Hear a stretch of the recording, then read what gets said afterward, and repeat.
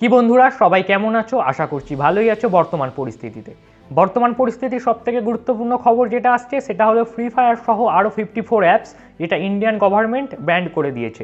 এবার কেন ব্যান্ড করেছে এটা আমার ভিডিওর বিষয় না, তবুও একটু বলে রাখি যে সূত্রের খবর যেটা জানতে পারা গেছে যে এই ফ্রি ফায়ারের যেসব ইউজার ছিল যারা ফ্রি ফায়ার ইউজ করতো তাদের ডেটাগুলোকে চায়নার হাতে তুলে দেওয়া হচ্ছিল, এই কারণে এই অ্যাপসগুলোকে ব্যান্ড করে দেওয়া হয়েছে। এবার আমার ভিডিওর যে টপিক যে বিষয়টা হলো সেটা হলো এই যে ফ্রি ফায়ারকে ব্যান্ড করা হলো এটি ভালো হলো না খারাপ হলো।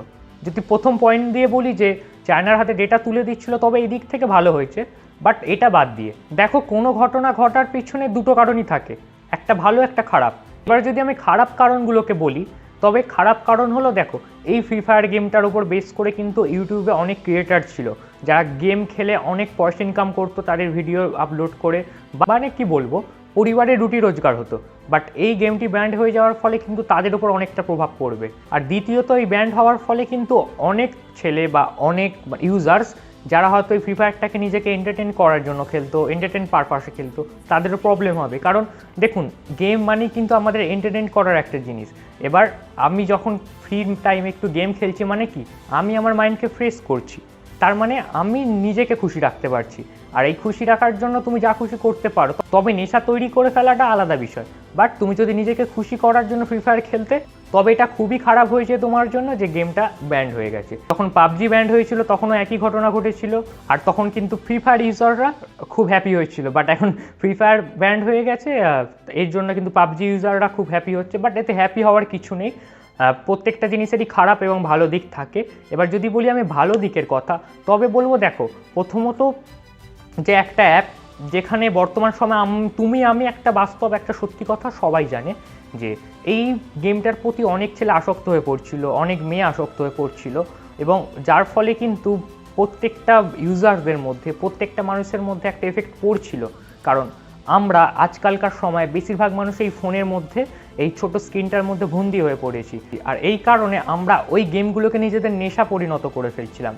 প্রত্যেকটা দিন প্রত্যেক টাইমে কিছু কিছু ইউজার্স আছে যারা এটা নিয়ে আসক্ত হয়ে পড়ার ফলে তাদের কিন্তু মেন্টালি প্রবলেম আসতে পারে। তাই সেদিক দিয়ে যদি দেখা যায় তবে কিন্তু খুব ভালো হয়েছে একটা গেম একটা জিনিসকে ব্যান্ড করা হয়েছে যেটা তোমার ক্ষতি করতে পারে। এবং এই যে ঘটনাটা ঘটেছে এর ফলে কিন্তু অনেক মানুষের রাগ হবে আমি জানি, যারা ফ্রি ফায়ারকে পছন্দ করতো, যারা ফ্রি ফায়ার লাভার্স ছিল, গেম খেলতো, তাদের অনেক রাগ হবে। এবং যেসব ইউটিউবার্স আছে বড় বড় এই বা বড় বড় গেমিং চ্যানেল যাদের আছে, তারা গেম খেলে এই ইউটিউব থেকে কিছু রোজগার করে, কিছু টাকা পয়সা ইনকাম করে, তাদেরও কিন্তু অনেক রাগ হবে, তাদের মন খারাপ হবে। কারণ এই ফ্রি ফায়ার আর পাবজি এই দুটো গেম কিন্তু বর্তমান সময়ে প্রচণ্ডভাবে পপুলার। সো এটা খারাপ এফেক্ট তো কিছু আসবেই, সেটা বলার বিষয় না, বাট এর ভালো এফেক্টও আছে। এবার সম্পূর্ণ ডিপেন্ড করছে তোমার ওপরে, তুমি এই জিনিসটাকে কিভাবে অ্যাকসেপ্ট করবে। তুমি যদি এটা ভাবো যে হ্যাঁ আমরা ফ্রি ফায়ার ইউজ করতাম, আমাদের পার্সোনাল ডেটা অন্য একটা দেশের হাতে চলে যাচ্ছিলো, যে দেশটা আমাদের এখন শত্রু বলতেই পারেন এক কথা, তো সেই দেশের হাতে চলে যাচ্ছিল, সেই দিক থেকে দেখতে গেলে এটা ভালো হয়েছে। এবং এর সাথে তুমি যদি এটাও ভাবো যে হ্যাঁ কিছু কিছু আমি হয়তো কম খেলতাম, বাট কিছু কিছু মানুষ অতিরিক্ত পরিমাণে গেমটার ওপর অ্যাডিক্টেড হয়ে পড়েছিল, নেশাগ্রস্ত হয়ে পড়েছিল, তারা হয়তো একটা খারাপ জিনিসের হাত থেকে মুক্তি পাবে। এই জিনিসটার দিক দিয়েও তুমি যদি ভাবো তবে তোমারও মনে হবে যে হ্যাঁ এটা ব্যান্ড হয়েছে, ভালো হয়েছে। বাট তুমি যদি এরমভাবে গ্রহণ করো যে কেন করলো, আমরা খেলতাম এই সেই নানান বিষয়, তবে তোমার কাছে খারাপ লাগতেই পারে।